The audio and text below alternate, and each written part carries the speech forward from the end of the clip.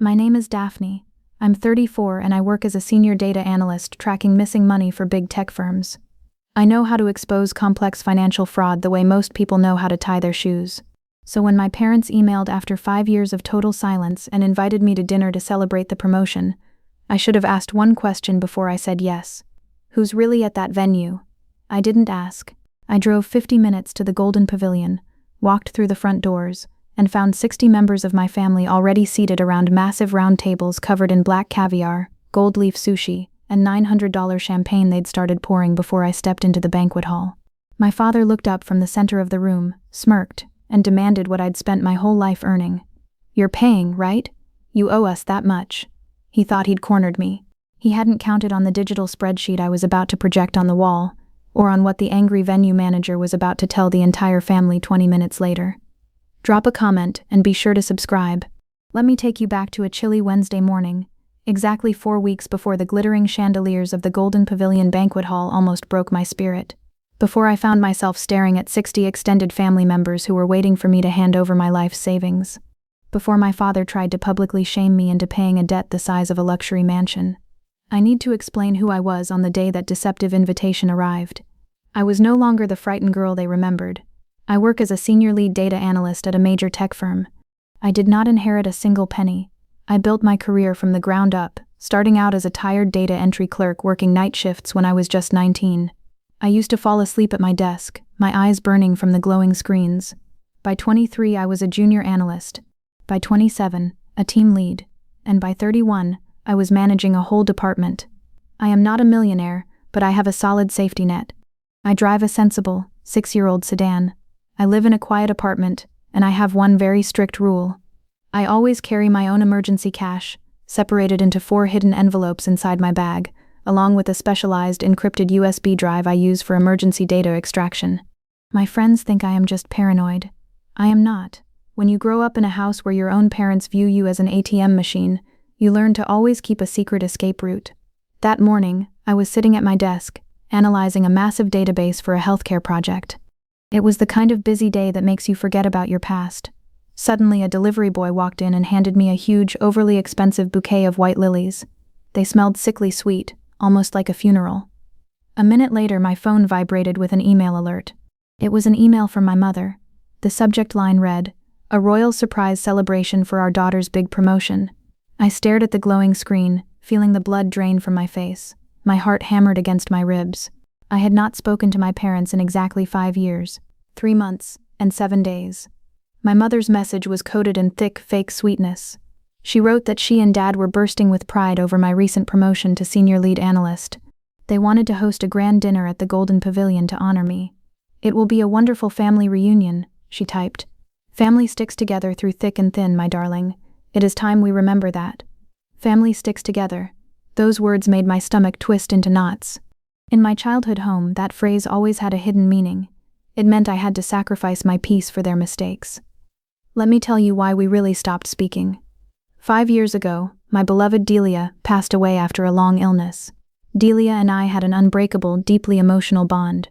When she was sick, I was the only one who slept on the hard, freezing hospital floor beside her bed, rubbing her frail hands. In her final will, she bypassed my father completely and left me her small, 60-year-old countryside cottage. She knew I would cherish it, not destroy it. My father was absolutely enraged. He had racked up massive hidden debts and wanted to sell Delia's beloved home to invest in a shady, high-risk cryptocurrency scheme. My mother stood right beside him, crying fake tears, begging me to just sign the property deed over. "He is your father.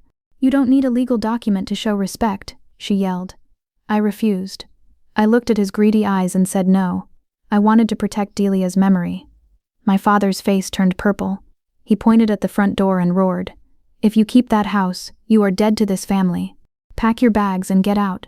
So, I left. And the silence that followed was agonizing. The betrayal cut me so deeply because I realized they never loved me. They only loved what they could extract from me. During those dark, lonely years, my only comfort was the secret letters from my great-aunt Zelda. She was Delia's younger sister, a fierce and independent woman who had cut ties with my father decades ago because she saw his toxic greed. Even though she lived far away and was dealing with her own health issues, Aunt Zelda used to secretly mail me little silver coins for good luck. She was my silent guardian, the only elder who truly cared about my soul, not my wallet. Now, sitting in my office, I read my mother's email again, a royal celebration. I checked my bank app. My screen displayed a balance of $138,560. They did not know the exact number, but they knew my job paid well. They were setting a trap. They were building a stage to corner me. And yet, a tiny foolish part of my heart wondered if they actually missed me. I typed a simple reply. I will be there. Then, I went back to my data spreadsheets, my hands trembling over the keyboard. When my father claimed he needed an urgent, life-saving back treatment in a private Monaco clinic, I instantly transferred $18,000 in bind savings. A week later, I saw a tagged photo of him laughing at a high-end luxury casino. When my mother sobbed that she would go to jail because of unpaid bills, I paid off her $9,200 credit card debt, only to find out she had spent it all on heavy gold necklaces. I did not do these things because I was rich or foolish. I did them because, by the time I was 17, I had learned a painful lesson. The only way to buy peace in my house was to become a human shield against their disasters. Shed one fake tear, and I would instantly open my wallet. Everyone was happy, and the house was quiet. I trained them to view me as a bottomless well of cash. And when I finally stood my ground to protect Delia's cottage and the well went completely dry, they did not try to fix our relationship. They just abandoned me, treating me like a broken, useless machine. So, when my mother's sugary email arrived after 5 years of dead silence, every survival instinct in my brain screamed at me to block her. 4 nights before the dinner, I woke up screaming at 4 a.m., my pajamas soaked in cold sweat. I had a terrifying nightmare that I was drowning in a dark ocean of floating red numbers, representing my family's endless debts. It felt so real that I could barely breathe. Yet, despite the nightmares and the absolute certainty that this was a trap, I still chose to go. Why? I am going to be completely honest with you, because maybe someone reading this has a heart as foolish as mine. I missed my mother, not the greedy woman who manipulated me. I missed the mother who, when I had severe pneumonia at age 11, stayed awake for 4 entire nights hand-stitching a soft blue velvet quilt to keep my feverish body warm. That gentle mother had vanished a long time ago, but sometimes, when the winter wind howled outside my apartment, I still remembered the feeling of that warm velvet. I promised myself one strict rule. I would go, eat the dinner, and stay for exactly 100 minutes. If anyone asked for a single dollar, I would walk out the door. On the evening of the dinner, at exactly 7 p.m., I dressed with armor-like precision. I wore a sharp navy blue blazer, simple black trousers, and my only piece of meaningful jewelry, the small silver coin Great-Aunt Zelda had mailed me, which I had turned into a pendant. It rested against my collarbone like a tiny cool shield. Right before I grabbed my car keys, my phone buzzed with a secure text message from Aunt Zelda herself. "Keep your eyes wide open tonight, my brave girl. Wolves like to hunt in packs." The drive to the Golden Pavilion banquet hall took 50 minutes through a miserable, heavy downpour. I kept the radio off. The only sound was the rhythmic thump-thump of my windshield wipers slicing through the heavy rain. Somewhere around the halfway mark, a block of cold iron seemed to form in my stomach. It was the exact same heavy, sickening feeling I used to get when I found a hidden collection agency letter in the mail as a teenager. My body recognized the danger before my brain wanted to admit it. The Golden Pavilion banquet hall was located in the most expensive, glittering district of the city. It was the kind of place with marble pillars and fountains that danced to classical music. As I pulled my ordinary, water-spotted sedan into the glowing driveway, my heart dropped into my shoes. Right above the main entrance, a massive, blindingly bright LED billboard flashed my name in gold letters. "Welcome home to our tech star, a glorious night of family joy." There was a red carpet leading up the grand staircase. I sat frozen in the driver's seat. A valet attendant in a crisp white uniform knocked on my window. When I rolled it down, he sneered at my humble car, looking at it like it was a piece of trash blocking the driveway. "Valet parking is $60 in Mies," he said rudely. I handed him a crisp bill from one of my 4 hidden envelopes. I stepped out into the damp, chilly air and adjusted my blazer. Before I could take a single step toward the doors, a massive figure materialized from the shadows of the marble pillars. It was a man in a sharp, slate-gray suit, smelling strongly of cheap peppermint and expensive cigars. He wasn't on the guest list. "Daphne Mercer," he said, his voice a low, gravelly hum that barely carried over the rain. "I'm Mr. Vaughn. I'm the one who funded your father's little Caribbean real estate fantasy." My blood ran cold. I took a defensive step back, my hand instinctively dropping to my heavy leather purse. "I don't know you. You need to step aside. Vaughn stepped into the light, his eyes dead and unblinking. Your father is in a desperate hole, Daphne. He owes me money that he doesn't have. He promised me tonight is the night you clear his ledger. I sincerely hope you brought your checkbook, because if he doesn't wire my funds by 1 a.m., I stop asking politely. Enjoy the party. He melted back into the shadows, leaving me shivering in the rain. My mother had promised a small, private dinner to celebrate my promotion, but looking at the line of expensive, rented luxury cars pulling up, the massive flashing billboard, and a ruthless loan shark waiting outside, I knew the horrifying truth. This was not a dinner. This was a grand theater production, and I was the main sponsor who had not yet paid for her ticket. I placed my hand over Aunt Zelda's silver coin. I took a deep breath of the rain-soaked air. I was a senior lead data analyst. I handled multi-million-dollar databases under extreme pressure. I was not going to run away from a banquet hall. I squared my shoulders and walked toward the blinding lights. I pushed open the heavy brass doors of the Golden Pavilion. The lobby did not smell like warm bread or normal food. It smelled like rare imported orchids and suffocatingly strong designer perfumes. Instead of a quiet restaurant hum, I heard the loud sweeping music of a live string quartet echoing from down the hall. Before I could even take off my coat, a frazzled event manager wearing a tight headset stepped right in front of me. She held a glowing digital tablet. "Excuse me, are you the VIP guest? Your father said you would approve the $2,500 swan ice sculpture upgrade before you sat down," she said, looking completely stressed. My heart skipped a beat. I firmly told her no, I am not approving anything, and pushed past her toward the main ballroom doors. I pushed the massive mahogany double doors open, expecting to see a private table for 4. Instead, my eyes widened in pure horror. The room was the size of a basketball court. There were 6 huge round tables, seating at least 60 people. I saw my aunts, distant uncles, my father's shady business partners, and even the nosy neighbors from my childhood street. Suddenly, a bright flash nearly blinded me. A hired professional photographer was crouching right in front of my face, snapping rapid-fire pictures of my shocked expression. "Smile for the family album," he shouted over the loud music. My mother was standing on a small elevated stage at the front of the room. She was wearing a glittering, floor-length silver gown that must have cost thousands. When she saw me, she grabbed a wireless microphone. "There she is, our brilliant tech star, the pride of our family." Her voice boomed through the massive speakers. The entire room erupted into deafening cheers. People were banging their forks against their crystal glasses. I stood frozen by the doorway.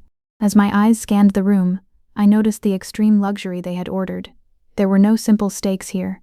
The tables were overflowing with towering displays of imported black caviar, massive platters of gold leaf sushi, and towering chocolate fountains. Right in the middle of the dance floor stood a ridiculous 6-tier cake with shooting sparklers that spelled out "Our Tech Genius" in bright neon pink icing. Before I could even process the absurdity of it, a trembling hand grabbed my elbow and yanked me hard behind a massive floral arrangement. It was my younger brother Samuel, the golden child, the one my parents always protected and spoiled. He looked completely shattered, his expensive suit wrinkled, his eyes bloodshot from crying. "Daphne, thank God you're here," he choked out, his voice a frantic whisper. "You have to help me. You have to." "Samuel, what is going on?" I asked, my analyst brain instantly scanning his panicked body language. "Dad ruined me," Samuel sobbed, digging his fingernails into his own arms. "He took out massive, high-interest loans using my name, my social security number, everything. I didn't know until the bank seized my accounts yesterday. If you don't give him the money tonight to pay it back, I'm going to federal prison for fraud. He sacrificed me, Daphne. Please, just write the check." I stared at my little brother, feeling a deep, agonizing fracture in my heart. My father hadn't just targeted me, he had cannibalized his own favorite son. "I can't fix this with a check, Samuel," I whispered firmly, pulling my arm away. "He has to face the consequences." I left him sobbing in the shadows and walked onto the main floor. My mother rushed off the stage, her arms open wide for a fake dramatic hug. "Surprise, my darling. We wanted everyone to celebrate your amazing new salary," she squealed. Before I could even respond, my cousin Zach, who was famous for losing all his money in bad crypto investments, pushed his way through the crowd. "Hey cousin, so glad you're making the big bucks now. I have this killer idea for a fitness app. I just need a quick $65,000 seed investment tonight," he whispered loudly, winking at me like we were best friends. We had not spoken since I was 13. I ignored his greedy pitch and walked toward the head table. My legs felt like lead, but I kept my back completely straight. My hand reached up and tightly gripped Great Aunt Zelda's silver pendant. I sat down in the plush velvet chair that was left empty for me at the center table. My father sat to my right. He was wearing a shiny, custom-tailored maroon suit and a flashy watch that looked incredibly expensive. He did not even look at me to say hello. Instead, he snapped his fingers loudly at a passing waiter. "Hey, you! Bring us 4 more bottles of the imported French champagne, the $900 ones. My rich daughter is treating everyone tonight," he yelled proudly, making sure the entire room heard him. The waiter, a nervous older man with shaking hands, quickly wrote it down and scurried away. I looked around the massive round table. Every single person was eating like a starving king on my imaginary dime. They were laughing, drinking, and celebrating a trap they had built just for me. I did not smile. I did not pretend to be happy. I picked up the empty crystal water goblet in front of me and just stared at my father. The 100-minute countdown in my head had officially started. The music from the live string quartet was suddenly replaced by a booming DJ, playing loud, obnoxious dance music. My father did not pull out a credit card like a normal host. Instead, he loudly clinked his crystal glass and pulled out a thick, fake leather cigar box. He offered cigars to his shady friends, boasting loudly about a fictional real estate deal in the Caribbean. It was an elaborate theater play, designed entirely to make me feel small and intimidated. But I could see the pathetic truth. When he reached across the table, I noticed his flashy gold watch was completely stopped. The second hand was broken and glued in place. And when my mother leaned over to whisper to him, the bright red plastic tag from a cheap dress rental shop peeked out from the zipper of her glittering silver gown. Most importantly, my father's unlocked smartphone was resting right next to his water glass. The screen kept lighting up with urgent, encrypted notifications. That phone contained the missing link, the exact Cayman bank account numbers where he had been hiding his stolen funds. They were drowning in massive debt, but putting on a royal masquerade. And I was supposed to be the magical fairy who paid the bill. The psychological attacks began when the waiters brought out massive platters of roasted lamb. Aunt Fiona, a bitter woman who once stole Delia's silver spoons, leaned across the table. She forcibly grabbed my wrist with her cold, sharp fingers, staring at my plain digital watch. Such a simple watch for a big tech boss. "I suppose you are hoarding all your wealth while your poor family eats scraps," she sneered loudly. Uncle Tyler, wiping grease from his mouth with a linen napkin, chimed in. "She doesn't care about our struggles. She abandoned her own father over an old dusty cottage." My cousin Zach laughed, his mouth completely full of food. "Don't worry, Uncle. She is going to write us a massive check tonight to clear her guilty conscience." They had all rehearsed this exact script. The narrative was identical. I was the evil, rich villain, and they were the innocent, suffering victims. They were throwing emotional stones, hoping I would break down and surrender. I gently pulled my wrist out of Aunt Fiona's painful grip and stared blankly at my empty water goblet. Suddenly, the nervous older waiter, whose name tag read Ethan, approached our table holding a heavy boiling pot of green tea. His hands were trembling violently from pure exhaustion. As he tried to pour a cup for my father, his foot slipped on a dropped napkin. The heavy teapot rattled, and a few drops of hot tea splashed onto the table, missing my father by several inches. My father's face twisted into an ugly, furious mask. He slammed his fist down so hard the plates rattled. "You blind, stupid old fool. You almost ruined my custom suit. I will have you fired instantly," he roared, his spit flying across the table. Ethan shrank back, terrified, his shoulders hunching as he frantically tried to wipe the table with his own uniform sleeve. The entire table of 60 people fell dead silent, watching the cruel entertainment. Every single eye in the room was locked on the screaming match. My father was completely consumed by his own explosive rage. This was my window. With a speed and precision born from years of high-stakes pressure, my left hand shot across the linen tablecloth. I palmed my father's smartphone, smoothly sliding it right off the table and dropping it silently into the deep pocket of my blazer. Nobody saw a thing. I felt a sudden burning fire in my chest. I remembered being a 19-year-old data entry clerk, getting screamed at by a cruel floor manager just because my eyes were tired from staring at glowing screens. I knew exactly how it felt to be treated like dirt by someone who thought money made them a god. I stood up abruptly, my chair scraping loudly against the marble floor. I reached out and gently placed my hand over Mr. Ethan's shaking arm. "It is perfectly fine, Mr. Ethan," I said, my voice steady and loud enough for my father to hear. "Please take a deep breath. You are doing a wonderful job tonight. Leave the towel, I will handle this." The older waiter looked up at me, tears welling in his tired, cloudy eyes.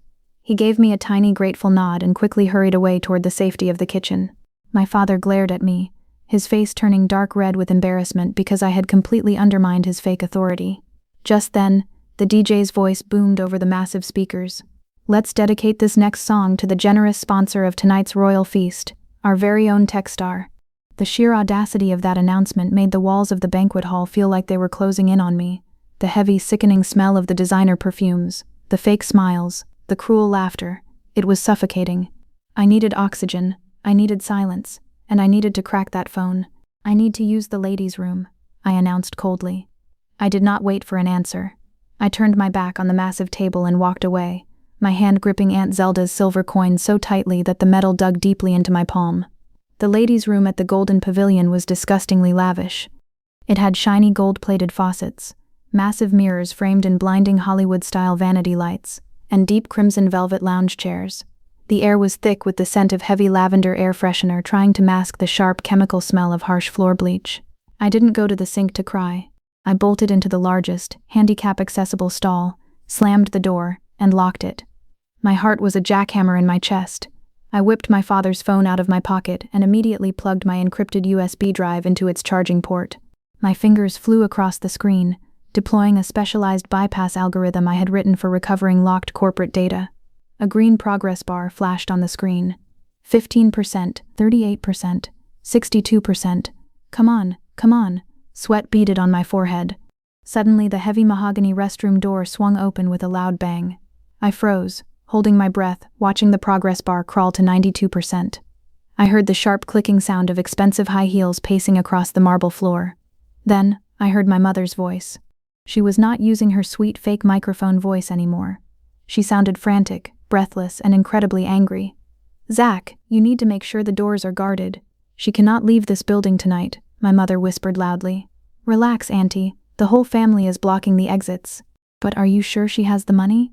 Cousin Zach replied, his voice echoing off the cold tiles. My blood turned to ice. I held my breath, pressing my hand over my mouth so I wouldn't make a single sound. "She works at a top tech firm. She has it," my mother snapped. "And she has to give us exactly $150,000 on tonight. It's not to cover the stolen money, Zach. The money is already gone. We need $150K to pay the fixers for fake passports and a private charter flight out of the country tonight. If she doesn't, your uncle is going to federal prison." I closed my eyes tight as a wave of pure nausea hit my stomach. Federal prison?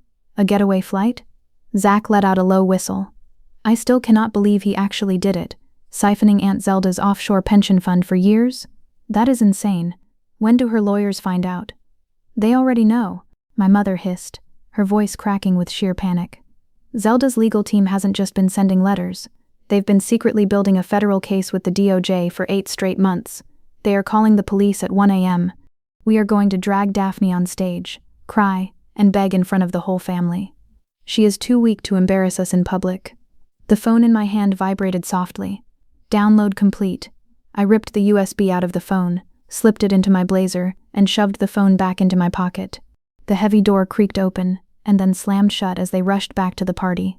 The silence in the bathroom was deafening. I stood in the dark stall, holding the terrible truth in my shaking hands. My father was not just a greedy man making bad business deals. He was a criminal. He had spent years secretly draining the life savings of Great Aunt Zelda, the only woman who had ever truly loved and protected me.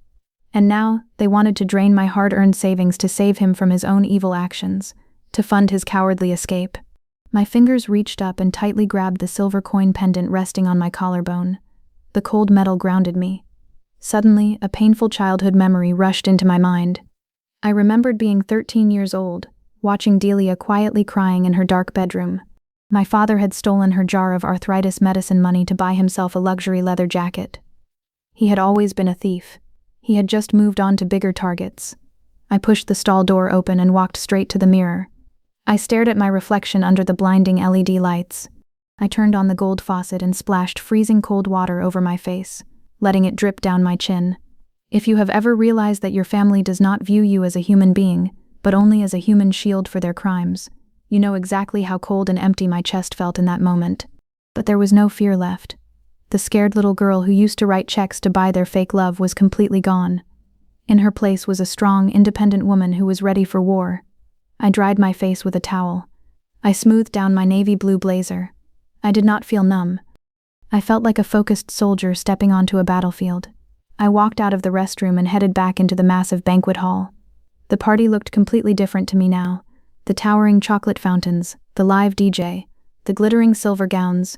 It was not a celebration. It was a desperate, panicked illusion. Every single bite of expensive caviar was bought with Aunt Zelda's stolen pension. As I approached the center table, I noticed my father tapping his broken gold watch, glaring at the door waiting for me. My mother was quickly fixing her makeup, preparing for her big emotional performance. They thought they had trapped a helpless bird. They had no idea they had just unlocked a cage holding a lion. I walked out of the ladies' room and glided back into my plush velvet chair at the center table. I did not look at the towering chocolate fountain or the ridiculous neon cake. Instead, I stared directly at my father. He was shifting uncomfortably in his seat, his eyes darting toward the main doors, and frantically patting his pockets, clearly realizing his phone was missing. I decided to play their game for a few minutes. People tell you everything you need to know when they think they have successfully fooled you. "So how is that Grand Caribbean real estate portfolio doing, Dad?" I asked, keeping my voice dangerously calm and pleasant. "Because I bumped into a Mr. Vaughn outside. He seems very eager to see your portfolio." My father wiped a bead of greasy sweat from his forehead. His fake, confident smile completely froze for a fraction of a second. "Oh, you know how the global market is right now. We are just experiencing a few minor delays with overseas banking." He lied smoothly through his teeth, his hands shaking violently now. I knew exactly what overseas banking meant. It meant Aunt Zelda's stolen pension. I just nodded and let him keep digging his own grave. Suddenly, Uncle Tyler tapped his heavy silver fork against his crystal goblet. He stood up at the table, dramatically wiping away a fake tear from his cheek with a linen napkin. "Excuse me, family, let us raise a glass to my dear brother," Tyler announced loudly, his voice echoing off the marble walls. "A man who has secretly given so much to charity over the years, a true pillar of our community." I felt a wave of pure disgust wash over me. The charity he was talking about was the money they had all happily spent from my father's illegal theft. They were all in on it. They were all complicit. Beneath the heavy white tablecloth, I pulled out my phone and quickly typed a secure text to Great Aunt Zelda. "Are your lawyers actually calling the police at 1 a.m.? I typed, my thumbs flying across the screen. A few seconds later, my screen lit up. "Yes, my brave girl. The trap closes tonight." "Do not give them a single penny," Aunt Zelda replied instantly.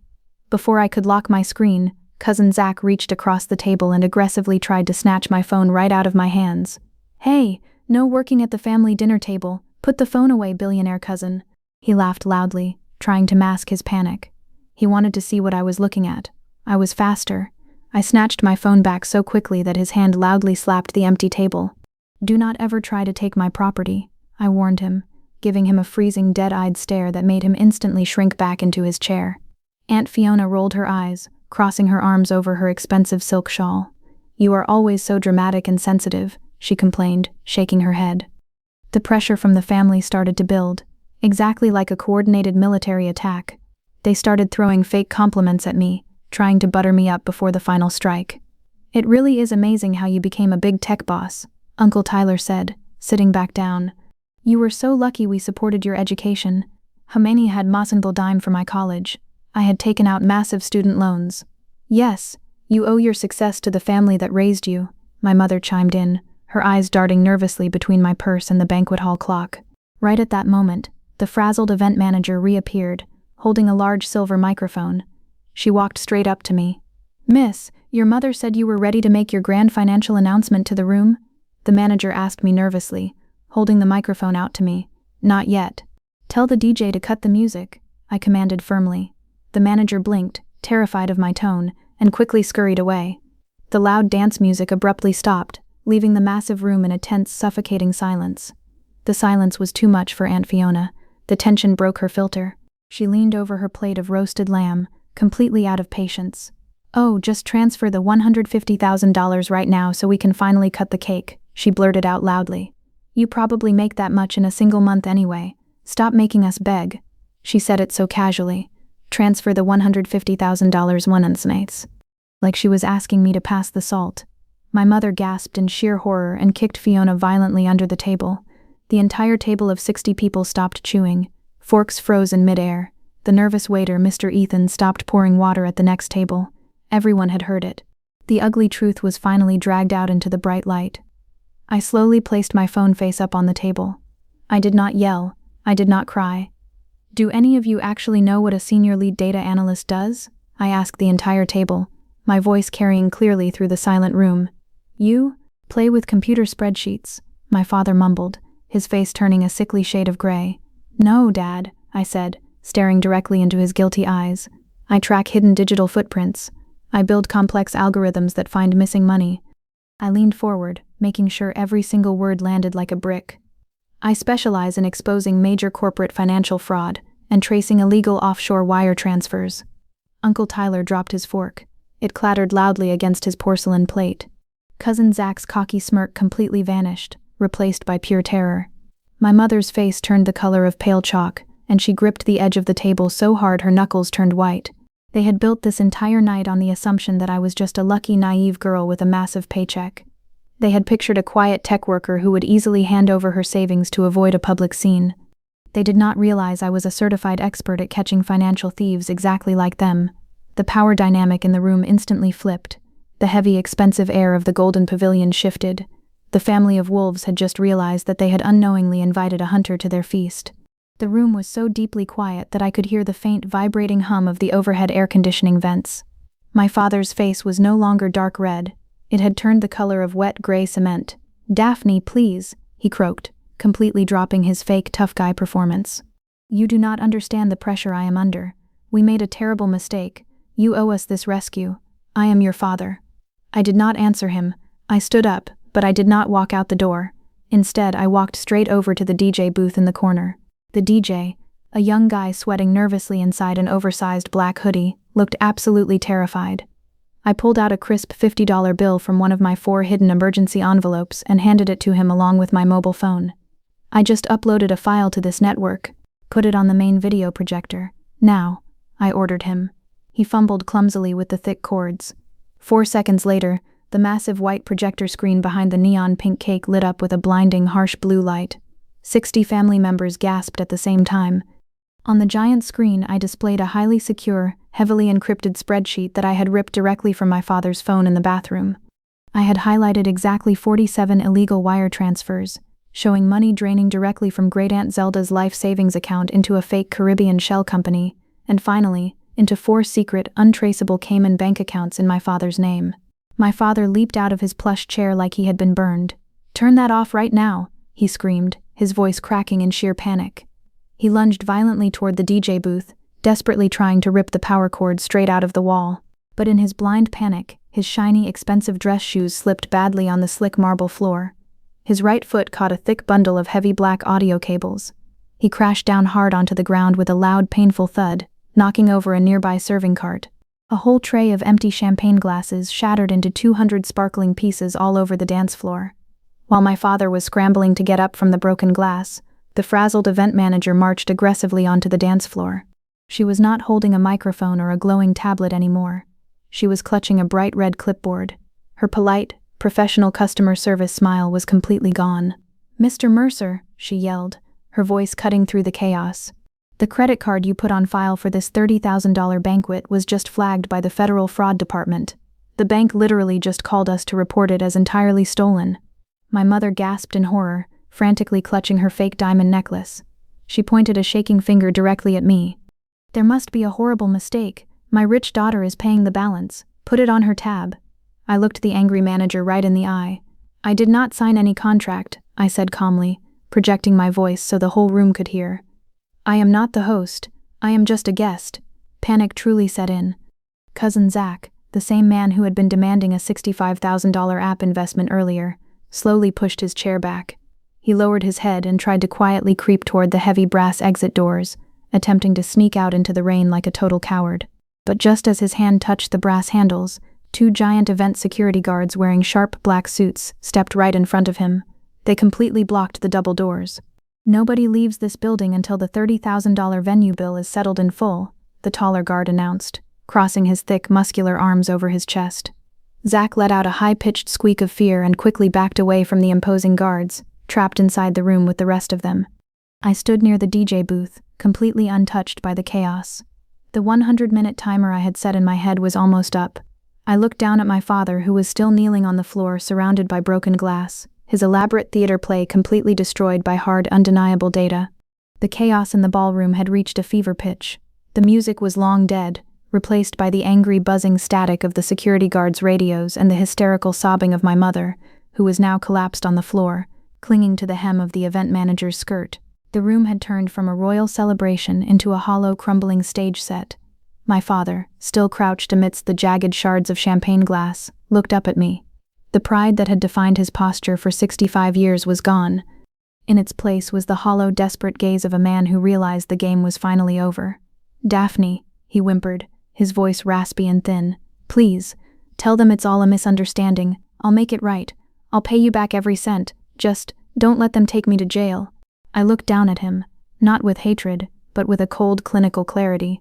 The man who had once demanded I sacrifice my future to fix his gambling addiction, the man who had stolen from a dying woman, was now nothing more than a series of flawed calculations.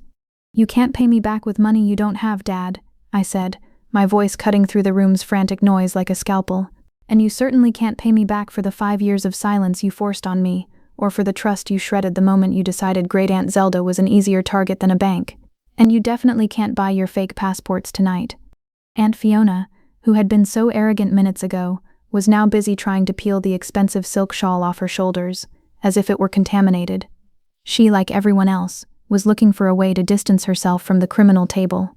Suddenly, the heavy mahogany doors at the front of the hall swung open with a thunderous metallic crash. All eyes turned. Standing there in the doorway, silhouetted by the rainy neon-lit parking lot, was Great Aunt Zelda. She wasn't frail. She wasn't the sick woman I remembered from childhood photos. She walked into that ballroom with a stiff, commanding presence, clutching a heavy black leather briefcase as if it were a weapon. Behind her, 2 plain-clothed police detectives with badges hanging from their belts followed in grim, silent formation. The room went absolutely catatonic. My mother's wailing stopped instantly, replaced by a gasping, choked silence. Zelda walked directly to the center of the dance floor. She didn't look at me. She looked directly at my father. She stopped 4 feet away from him, the click-clack of her sensible heels punctuating the silence of the entire room. "The party is over, Richard," she said, her voice rich, steady, and utterly devoid of mercy. My father stayed on his knees, his hands trembling as he stared up at his sister-in-law. "Zelda, it was an investment. I was going to replace it. I had a plan." Zelda didn't even blink. She reached into her briefcase, pulled out a thick, yellowing file of bank records, and let it drop onto the floor. The heavy thud echoed like a gavel. "You stole from the only person who offered you a hand when you were a pauper, and you lied to the daughter who kept this family from starving for a dozen years. Your plans end tonight. We've been building this case for 8 months. We knew you were a flight risk tonight." She signaled to the detectives. They moved forward, their faces unreadable, and began the process of reading my father his rights. The sound of the metallic handcuffs clicking shut behind his back was the loudest thing I had ever heard. My mother tried to stand up, but the weight of the event manager's demand for the $30,000 kept her pinned to the floor. "Daphne," she shrieked, pointing at me. "You're a rich analyst. They can't do this. Use your phone, call your lawyers, tell them it's a mistake." I looked at my mother, the woman who had taught me to bake quilts and the woman who had sold me out for a silver gown and a chance to feel elite. "I'm not an analyst tonight, Mom," I whispered, stepping closer so only she could hear. "I'm the person who keeps track of the receipts." I turned my back on the theater of their downfall. I walked toward the exit. The guards stepped aside instantly, opening the heavy doors to the cool, cleansing rain. I didn't look back to see them drag him away. I didn't care to watch the rest of the show. I walked out into the freezing, torrential downpour, leaving the flashing lights of the Golden Pavilion banquet hall behind me. I did not walk to my own water-spotted sedan. Instead, I walked toward a sleek, black town car parked near the curb, its engine purring softly. The back door opened, and Great Aunt Zelda leaned out, holding a large black umbrella to shield me from the rain. I slid into the warm, leather-scented back seat beside her. For a long moment, neither of us spoke. The only sound was the heavy rain drumming violently against the car roof, washing away the toxic nightmare of the past 100 minutes. Zelda reached out with her frail, wrinkled hand and gently wiped a stray teardrop from my cold cheek. "You did beautifully, my brave girl," she whispered softly, her eyes shining with unshed tears. "Delia would be so incredibly proud of the lioness you have become." I reached up and unclasped the silver coin pendant from my neck, pressing it firmly into Zelda's warm palm. "No, Auntie. We did this together," I replied. The pack of wolves is finally locked in a cage. I could feel a massive, suffocating weight permanently lift off my chest. The aftermath of that explosive night was far swifter and more brutal than I ever imagined. I did not hear from my mother or my father the next day. There were no angry group chat messages on my phone. Why? Because my father was denied bail by the judge and was transferred directly to a federal holding cell awaiting a criminal trial. 4 days later, my phone buzzed with a frantic, crying voicemail from cousin Zach. "Daphne, please. The police are investigating the rest of us for hiding the stolen money," he begged, his voice cracking with pure terror. "I need $12,000 for a defense lawyer right now." I listened to it once, staring out my kitchen window at the bright morning sun, and then I calmly pressed the permanently delete button on my screen. I blocked his number, and then I blocked the rest of them. I did not offer them a financial counselor. I did not care if my mother had to sell her fake designer gowns to pay off the massive $30,000 venue debt. None of their chaotic choices were my problem anymore. 2 weeks later, I received a very different kind of message. It was a handwritten letter mailed to my office. It was from Mr. Ethan, the older waiter from the banquet hall. "Thank you for treating me like a human being when the rich men treated me like dirt," he wrote. I framed that simple, beautiful letter and placed it right on my office desk. 2 months later, Aunt Zelda and I drove out to the quiet countryside together. We pulled up to Delia's dusty, beloved cottage, the very place that had started this entire war. We spent the whole weekend painting the old wooden shutters a cheerful sky blue and planting fresh white lilies in the front garden to replace the sad ones from my office. I finally understood the truth. Family is the people who stand with you in the freezing rain, holding an umbrella when the rest of the world tries to drown you. The night I stopped being a human shield was the night I finally built my own fortress. My story does not end with a tragic dinner. It ends here, sitting on Delia's front porch, drinking a hot cup of real green tea, and knowing that for the rest of my life, my money, my peace, and my heart belong entirely to me. This story is more than just a memory of a chaotic dinner. It is a raw, intense testament to the quiet power of knowing your worth and refusing to be broken. Reclaiming your peace is a heavy emotional journey, and it takes immense courage to walk away from the people who were supposed to protect you. If you found a piece of your own truth in Daphne's journey, or if you have ever had to walk away from a toxic storm to build your own safe haven, please tap the like button as a quiet nod of solidarity. Subscribe and stay connected with us for more deep, empowering, and profoundly real stories just like this one. Because out here you will never have to stand in the freezing rain alone.